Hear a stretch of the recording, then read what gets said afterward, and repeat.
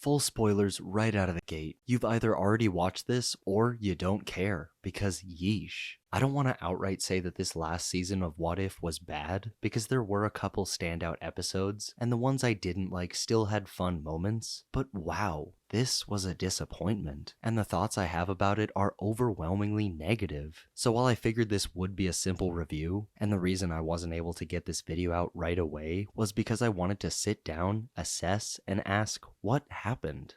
Welcome to Sandwich Reviews. I'm the Talking Sentient Sandwich, and as always, I will be looking on the bright side, attempting to focus on the good. But this time around, I can't help but discuss the many problems I had as well, which was the original point of naming this channel Sandwich Reviews, because I'd have all of the fluff on the outside with the real meat, the constructive criticism, being the middle. So along those lines, let's start with the good. Because aside from the show just being plain old fun, which I'll talk more on later, every episode, even the ones I actively disliked, had character dynamics that were interesting and entertaining to watch, featuring stuff that we otherwise wouldn't get the chance to see. Stuff like Sam's cat being a leader, something we sadly haven't seen of yet, Bucky and Alexi, a bunch of villains going after one cosmic MacGuffin, a powerful variation of Mysterio going against Ironheart, plus Kate Bishop and Shang-Chi, the last of which I can't wait to see more of or something like it in Zombies. But no matter how bad or specifically rushed an episode felt, I was always entertained by the scenarios the characters found themselves in. That, as well as fun Easter eggs like Reed Richards being mentioned twice, Matt and Karen being seen for a split second, and all of the foosball figures, even though all of those figures should have been characters in an episode instead. I mean, it's What If. Why not?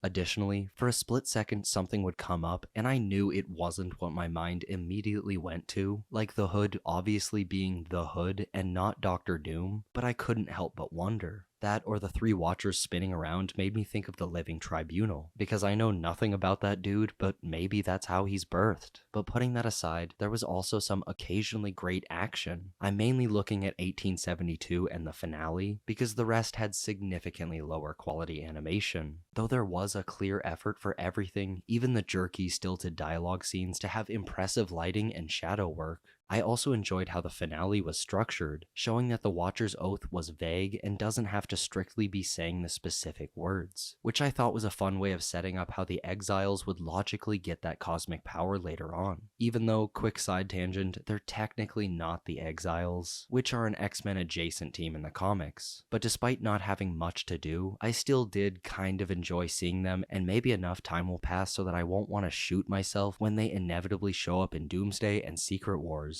Though that's about it for positivity, because frankly, there is just no excuse for the couple of times the show went with still frame storyboards, which always felt like a quick temporary fix, yet was never replaced. My guess as to why is the same reason the writing is stilted and overall concepts are uninspired, because this show, and especially season 3, was rushed. I have no clue exactly how long this last season had been worked on, with the initial work presumably being done years ago, and there being plenty of overlap of work from season to season, but whatever amount of time was taken, it wasn't enough. Because if we go back to the animation for a second, it almost retroactively made me think that X-Men 97 might have been bad. And I went back to watch a couple episodes of that, also that I could confidently say that that is not the case. There's the periodic dialogue scene with mouth movement and nothing else, as all animated shows have, but the majority of the scenes have this flow in the animation that can only be described as painstakingly animated to be natural, and that's without even bringing up its stunning action. So when looking at Marvel's best modern animated show, What If just can't compete, at times looking straight up cheap and bad in comparison.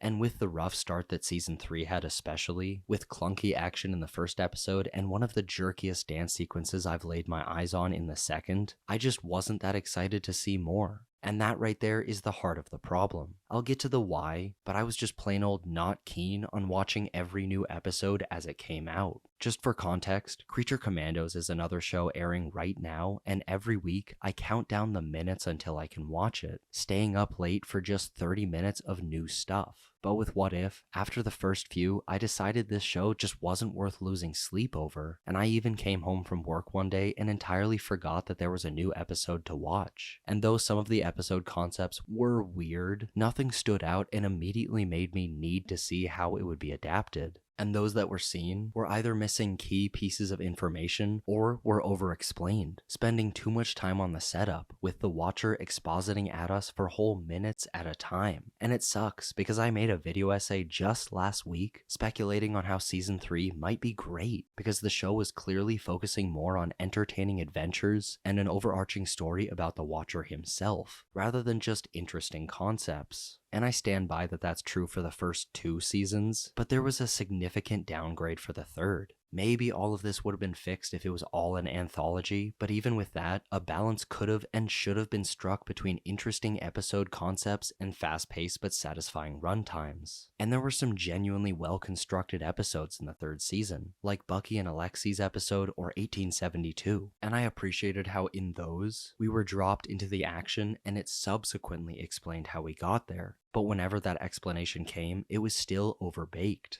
And speaking of overbaked, there were way too many convoluted multiversal terms that, in a better show, I wouldn't have considered. But because it was middling and I had time to think about all of these expressions stacked on top of each other, not necessarily contradictory, but additive in a way that made it confusing. There was the emergence of a celestial destroying Earth, the convergence of planetary alignment, a cliched term that is and hopefully will be exclusive to What If, and the Eminence, the name for the Watchers as a whole, or the power that the Watchers harness, I don't know. I'm just glad incursions weren't brought up, because that would have been one too many multiversal words, and they would have lost me. Well, more than they already had. I suppose all of that could have worked if paired with the whole storyline of the Watcher getting more involved, but even that felt like an afterthought. I mean, that plus him getting in trouble for his interfering is a great concept, but in execution, after 3 short seasons, the last of which had 1 less episode, the Watcher's meddling felt less like his genuine want and more rushed through because the writers needed it to happen. As well as that, the last few moments didn't help the show's case either, because despite it being what if this character plus this character, the most basic of what if concepts, those images were still 10 times more exciting than half of the actual episodes. As if the show was saying, you want to see this? Well, you won't.